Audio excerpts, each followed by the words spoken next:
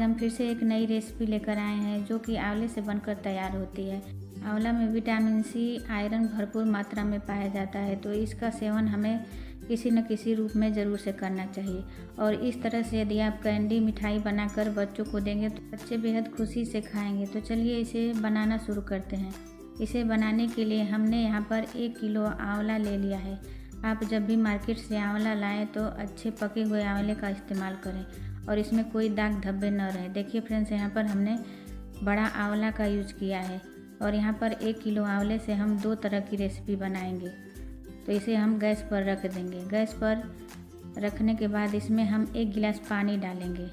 आप चाहें तो इसे कुकर में भी बॉयल कर सकते हैं और इसे ढककर 8 से 10 मिनट तक पकाएंगे। 10 मिनट बाद ढक्कन को खोलेंगे। देखिए फ्रेंड्स, यहाँ पर आंवले अच्छे से उबल गए हैं। आंवले की कलियाँ फट करके अलग हो गई हैं। तो इसी तरह से आंवले को उबाल करके तैयार करना है। इससे ज़्यादा आंवले को नहीं पकाना है। अब गैस को बंद कर देंगे और गरम में ही आंवले की गुठलियों को अलग कर लेंगे। इसी तरह से आंवले की जो कलियां हैं उसको अलग करेंगे और गुठलियों को अलग करके तैयार कर लेंगे। इसी तरह से आंवले की सभी कलियों को निकाल लेंगे। और देखिए फ्रेंड्स, यहाँ पर 1 गिलास में थोड़ा सा पानी बच गया है, तो पानी को हमें फेंकना नहीं है, पानी का हम यूज करेंगे। अब आंवले को मिक्सर जार में डालेंगे। एक बार में जितना आंवला आ जाएगा उतना मिक्सर जार में हम आंवले को डाल देंगे और जो पानी बचा हुआ है उसमें से 2 से 3 चम्मच पानी डालेंगे और इसे बारीक पीस करके तैयार करेंगे। देखिए फ्रेंड्स, यहाँ पर आंवले को हमने बारीक पीस करके तैयार कर लिया है। इसी तरह से जो बचा हुआ आंवला है उसे भी पीस लेंगे और आंवले को एक बर्तन में रख देंगे। अब चलिए चलते हैं गैस की तरफ। गैस पर हमने कढ़ाई रख दी है। कढ़ाई में जो पिसा हुआ आंवला है उसे डाल देंगे।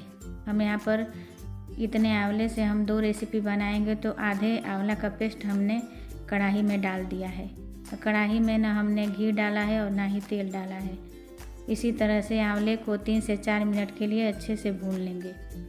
आंवले में जो छोटे बड़े चंक्स रह गए हैं उसे इसी तरह से पलटे से मैश करते हुए चलाएंगे। बहुत ही टेस्टी रेसिपी बनती है। एक बार यदि आप मेरे तरीके से कैंडी बनाएंगे तो बच्चे बड़े सभी को बेहद पसंद आएगी। आंवले को भूनते हुए 4 मिनट हो गया है, तो इसी स्टेज पर हम चीनी डालेंगे। हमने जितना आंवला लिया है उतना ही हमें चीनी डालना है। तो हमने यहाँ पर 500 ग्राम आंवला लिया है, तो 500 ग्राम चीनी डालेंगे। अब चीनी डालने के बाद इसे लगातार चलाते हुए पकाएंगे। चलाना आपको छोड़ना नहीं है, इसी तरह से लगातार चलाना है। इस कैंडी को बनाने में थोड़ा मेहनत तो लगती है, लेकिन एक बार यदि आप बना लेंगे तो इसे महीनों खाएंगे। आंवले को लगातार चलाते हुए चीनी को मेल्ट करना है। अब यहाँ पर हमने आधा चम्मच नमक डाल दिया है। नमक डाल देने से इसका टेस्ट और बढ़ जाता है। अब इसे फिर से मिला लेंगे। थोड़ी ही देर में आंवले का कलर देखिए फ्रेंड्स यहाँ पर किस तरह से चेंज हो गया है। तो इसी तरह से लगातार चलाते हुए पकाना है। अब इसी स्टेज पर हमें 1 चम्मच देसी घी डालना है। देसी घी डालने से इसका टेस्ट भी बढ़ेगा और कैंडी में सॉफ्टनेस आएगी। तो 1 चम्मच घी का इस्तेमाल करना है, इससे ज़्यादा घी का इस्तेमाल नहीं करना है। घी के साथ अब इसे थोड़ी देर के लिए पकाएंगे। देखिए फ्रेंड्स, यहाँ पर हमने आधा चम्मच सौंठ पाउडर लिया है। अब इसी स्टेज पर इसे डाल देंगे। यदि आपके पास सौंठ पाउडर नहीं है तो यहाँ पर आप अदरक का पेस्ट भी ले सकते हैं। और साथ ही में हमने यहाँ पर चुटकी भर येलो फूड कलर डाला है।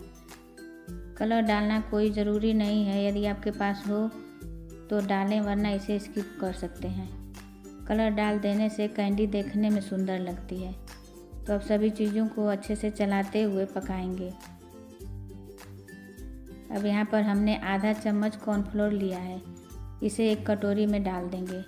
डालने के बाद 1 चम्मच इसमें पानी डालेंगे और पानी डालकर इसे अच्छे से मिला देंगे ताकि इसमें कोई गुठली या लम्स न रहे। अब घोल को आंवले वाले मिश्रण में डाल देंगे और डालने के बाद इसे लगातार चलाते हुए पकाना है। थोड़ी ही देर में देखेंगे फ्रेंड्स, कैंडी अच्छे से सूख करके तैयार हो जाएगी। कॉर्नफ्लोर का घोल डालने के बाद इसे 3 से 4 मिनट के लिए अच्छे से पकाना है। देखिए फ्रेंड्स, यहाँ पर 4 मिनट हो गया है। कैंडी जमने के लिए तैयार हो गई है। अब गैस को बंद कर देंगे और चलिए चलते हैं नेक्स्ट प्रोसेस में।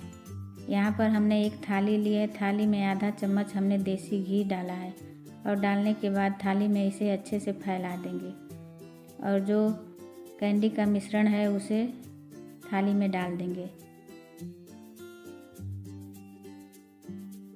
देखने में यह कैंडी कितनी सुंदर लग रही है तो खाने में कितनी टेस्टी होगी।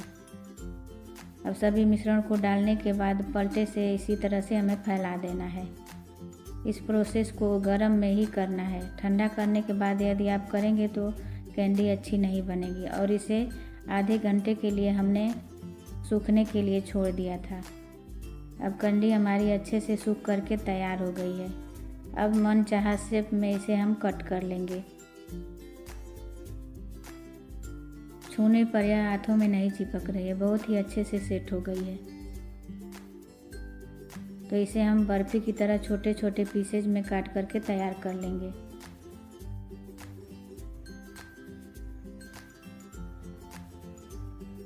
इस तरह से आप कैंडी बनाएंगे तो बच्चे तो इसे बहुत ही खुशी खुशी खाएंगे। देखिए फ्रेंड्स, यहाँ पर हमने कैंडी को काट करके तैयार कर लिया है। एक कैंडी आपको पास से दिखाते हैं, कितना सॉफ्ट और टेस्टी कैंडी बनी है। यहाँ पर हमने 2 से 3 चम्मच पिसी हुई चीनी लिया है। अब चीनी को एक छलनी में डालेंगे और डालने के बाद कैंडी के ऊपर इसी तरह से हम फैला देंगे।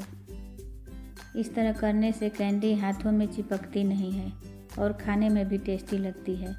तो इसी तरह से हमें चारों तरफ कैंडी के ऊपर फैला देना है।